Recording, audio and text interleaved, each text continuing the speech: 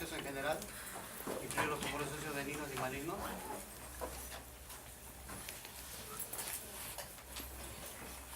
Cuando tenemos una lesión en un hueso, hay que hacernos 3 preguntas importantes que se refiere a tumores. Preguntarnos si esta lesión es neoplásica, infecciosa o de otra naturaleza. En los capítulos anteriores ustedes han visto fracturas, infecciones. Entonces, esta es otra patología que van a ver que es nueva, inclusive para unos colegas es nueva. ¿Ya? Entonces, determinar que además que existe infección, una radiografía puede haber una infección. Ahí está, mejor, gracias. Entonces podemos llegar a determinar que esta lesión puede ser neoplásica. Si llegamos a determinar que esta lesión es neoplásica, el paso siguiente es determinar si esta lesión es benigna o maligna, porque va a depender mucho el tratamiento, va a cambiar la sobrevida sobre todo del paciente. Si llegamos a determinar que es maligna, determinar a su vez si esta lesión se originó del propio hueso o es producto de otra lesión secundaria o es producto de una metástasis. También lo voy a decir posteriormente, vamos a hacer, el tratamiento va a cambiar.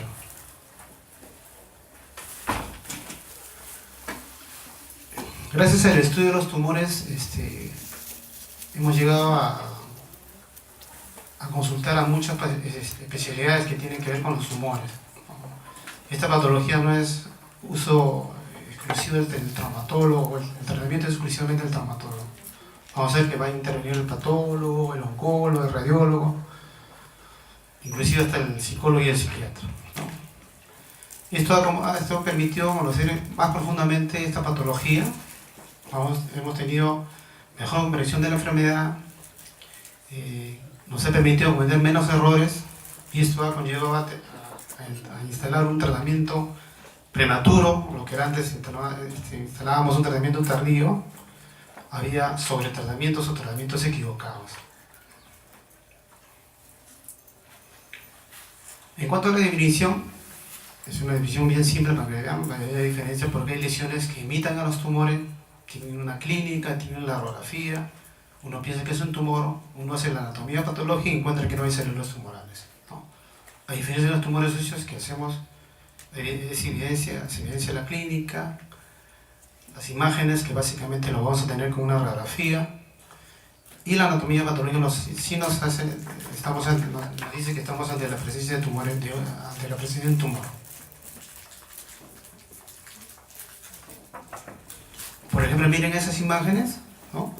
Todas estas imágenes, si bien es cierto, imitan a un tumor, tienen la clínica, miren la radiografía, miren ese radio distal, básicamente uno podría pensar que podría ser un tumor de células gigantes, ¿no? Sin embargo es otra patología benigna, miren, ¿no? Que no tiene nada que ver con los tumores, pero tienen, vuelvo a repetir, la clínica, la radiografía, e imitan un tumor. Esto también están incluidos en este capítulo. Miren a su lado derecho el quiste óseo simple, que es muy característico, muy frecuente, el absceso de Brody, que lo vamos a ver en la osteomielitis crónica, ¿no? Todos esos imitan a los tumores.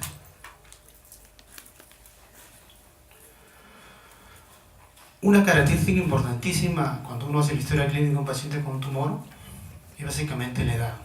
Se menciona que el 80% de los tumores óseos primarios, o sea que se originan del propio hueso, son diagnosticados antes de los 30 años. Eso quiere decir que esta es una patología de gente joven, ¿no? Eso es muy importante recordar. De ello se deriva unos enunciados como pueden ver ahí. El primero dice: ante la existencia de una lesión ósea de aspecto tumoral en un enfermo menor de 30 años, nos obliga a pensar que podemos estar ante la presencia de un tumor óseo primario, que se originó primeramente del hueso.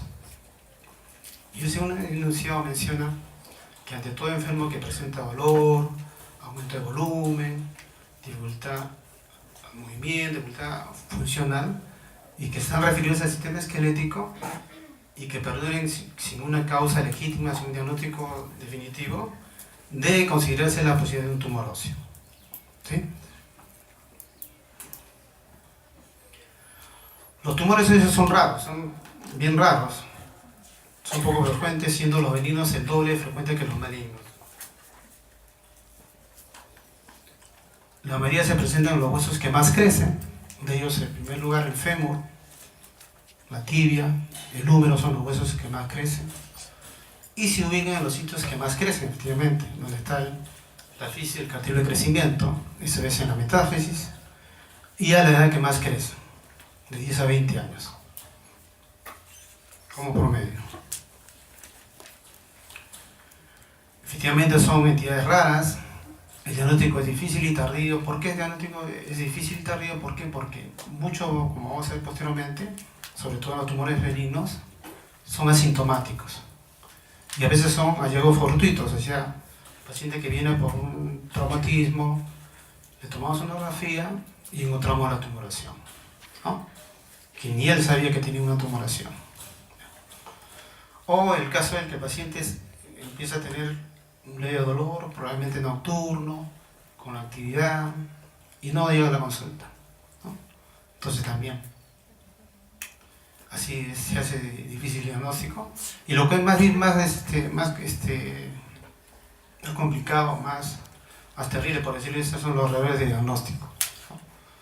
Mencioné más o menos el 11%, y cuando se refieren a tumores malignos, este porcentaje aumenta más. Y básicamente por desconocimiento. ¿Se pueden confundir con otras enfermedades ortopédicas? Sí. Con infecciones, por ejemplo, una osteomielitis crónica se puede confundir con un osteosarcoma. En las fracturas, en los niños, por ejemplo, cuando están en la etapa de formación del calloso, forman un callo exuberante, ¿no? Si uno tiene el cuidado de examinarlo muy bien, el paciente podría pensar que esta es una tumoración. O en las enfermedades metabólicas como el paratiroidismo, por ejemplo, ¿no? Que imitan a veces a los tumores, que nos llegan a confundir. Y esto ha conllevado básicamente a no tener experiencia en el tratamiento de estas lesiones.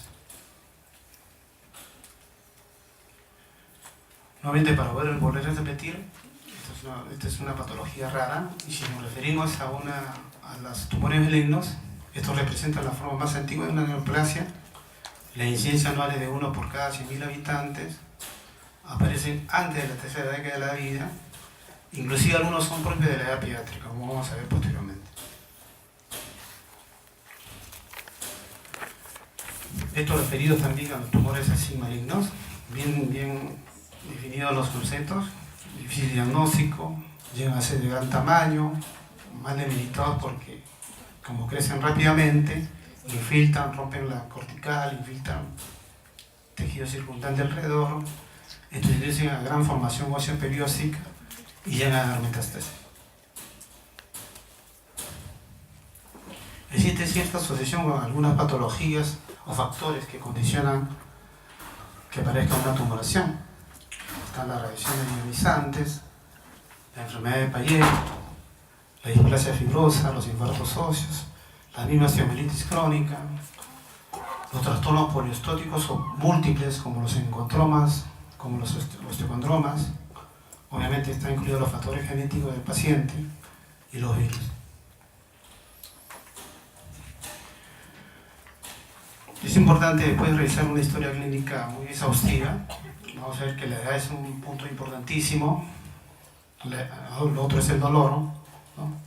Y también tener en claro la localización del tumor, ¿no? Y eso lo vamos a tener básicamente con una buena radiografía en 2 dimensiones. Gracias a esta radiografía podemos tener los límites del tumor, los márgenes del tumor, la lesión perióstica bien florido que vamos a ver en tumores malignos, y la matriz del tumor, ¿no? Que básicamente es matriz condroide o osteoide, como vamos a ver posteriormente. No les hablaba de la edad porque miren cómo se agrupan por frecuencia los tumores, ¿no? Y cómo llegan a aparecer. Por ejemplo, como pueden ver ahí, de 3 a 10 años y empieza a aparecer el quiste óseo simple, el quiste óseo esencial, ¿no? De 10 a 15 años se agregan los tumores fibrosos como el fibroma osificante. Ya empieza a aparecer el osteosarcoma como tumor óseo maligno, igual que el sarcoma de Ewing, tumores malignos. Miren, de 20 a 30 años, muy característico a esa edad, los tumores de células gigantes, que es un tumor benigno agresivo por excelencia, y pasada esa edad ya empezamos a ver los tumores metastásicos, ¿no? que vienen de otro órgano, que invaden que hacen metástasis en el hueso. Es así como se agrupan. Eso quiere decir si tenemos un tumor muy característico de tumores gigantes, pero lo tenemos en una edad de 10 a 15 años, la primera posibilidad no va a ser tumor gigante, sino otra patología muy parecida. Es así como se maneja esto. El dolor es otra característica importantísima. En lesiones benignas, básicamente no hay dolor, ¿no? Como les voy a repetir, generalmente son hallazgos fortuitos. El paciente que vino con una patología, le toma la radiografía y encontramos el tumor. Esa es la característica básicamente de un tumor óseo benigno.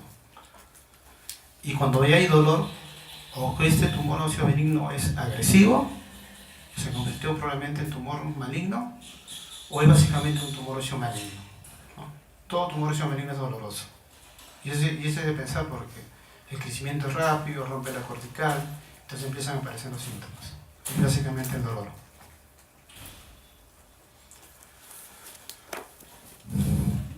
Hay tumores que tienen ciertas características importantes. Por ejemplo, el osteoma osteoide, que es un tumor óseo benigno, se manifiesta por dolores nocturnos que calman con aspirina, por ejemplo. Voy a repetir, los tumores óseos malignos siempre son dolorosos. Y si los tumores malignos son dolorosos, siempre el tumor doloroso se debe realizar una biopsia, ¿no?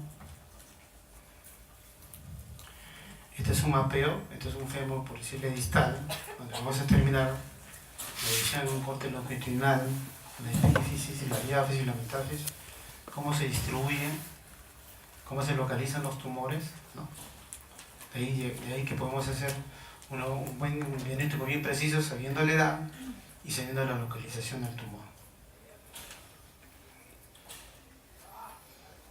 La localización lo podemos hacer en un corte longitudinal del hueso. Vamos a dividir el hueso en tres partes importantes, como pueden ver ahí: epífisis, metáfisis y diáfisis.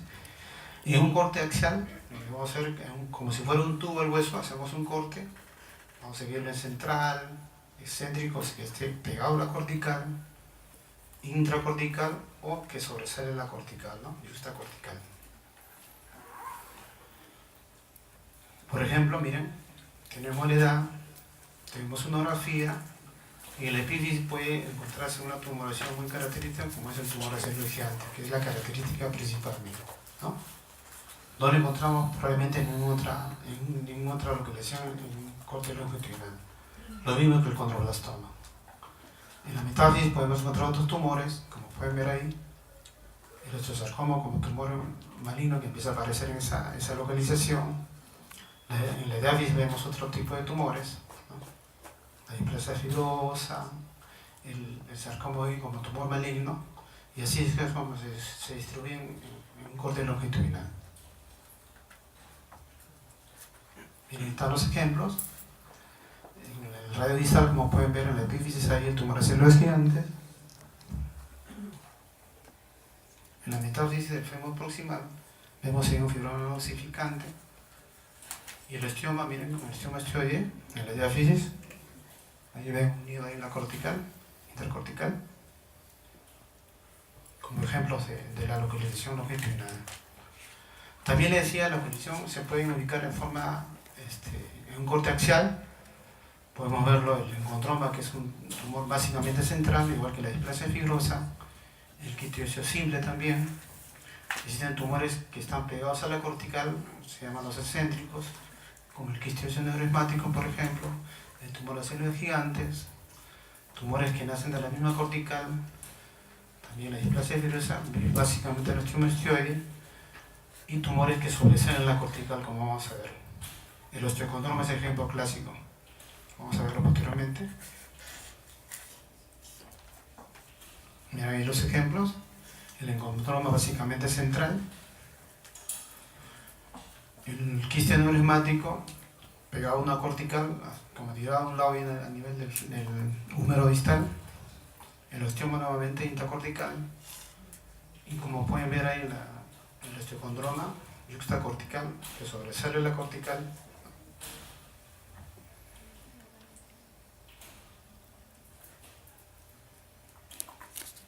También conociendo el hueso, podemos llegar también a hacer el diagnóstico.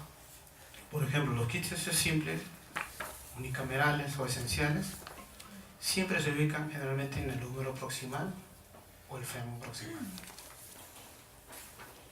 Hay tumores que se ubican en la diáfisis básicamente como el adenoadenoma, como el osteomastoide, como hemos visto. Las metástasis generalmente se ubican generalmente en el húmero proximal y básicamente el fémur proximal, muy parecido al quiste óseo unicameral. Por ejemplo, miren ahí el quiste óseo, que si bien es cierto, empezó a aparecer en el húmero proximal y fue en crecimiento, se va ubicando en la diáfisis, pero generalmente se empiezan a aparecer en el húmero proximal. La imagen del centro es una metástasis, ¿no?, en el fémur proximal, a nivel del trocánter, como pueden ver en la imagen ahí. Y los encontromas, que son básicamente tumores de la mano. Los encontromas son básicamente en la mano.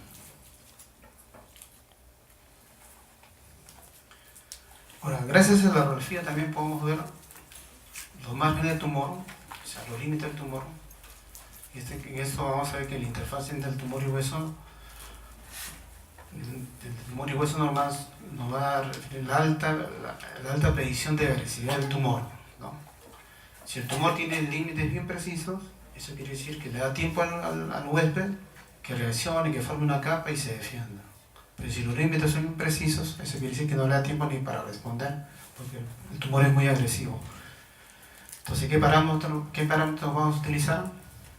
La lisis ósea, la lesión, y el ancho de la zona de transición con el hueso normal, o sea, los límites del tumor. Y así vamos a tener ciertos patrones,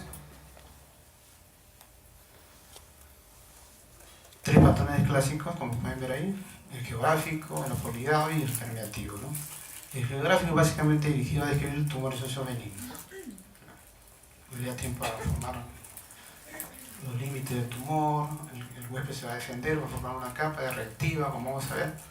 Las apolidades son lesiones más múltiples, como vamos a ver, de bordes menos definidos, y la permeativa básicamente no se encuentra límite. Tanto la apolidad como la permeativa va a estar dirigida básicamente a describir lesiones tumorales malignas. Este es un esquema para que vean el geográfico, como pueden ver, lesión única, con límites precisos, básicamente la descripción de tumores benignos. Y el apolidado y el permeativo, lesiones múltiples, los límites no tan precisos, básicamente dirigidos a los tumores malignos.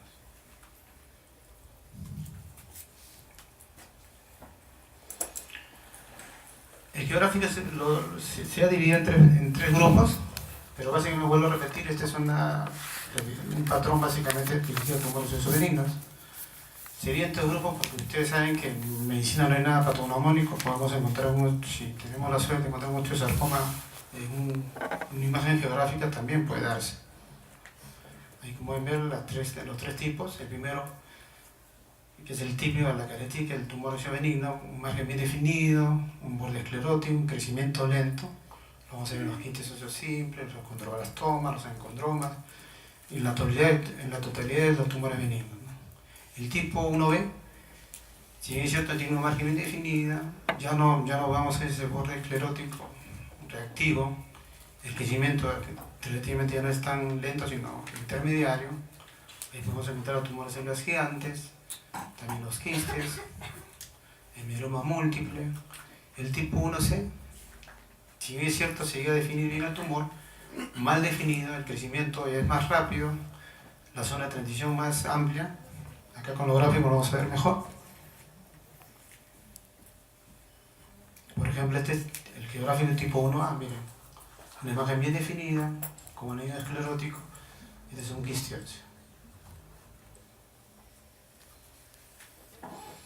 El tipo 1B es un mieloma, miren. Si es cierto, llegamos a determinar todos los límites del tumor, pero ya no vemos ese anillo esclerótico reactivo. Y el tipo 1C, si es cierto, podemos llegar a definir o observar el tumor, pero ya los límites son imprecisos, ¿no? Pobremente definidos. Inclusive ahí se ve una flecha blanca superior en la izquierda, el clásico espolón o triángulo de Kohlmann, una región muy característica de tumores óseos malignos.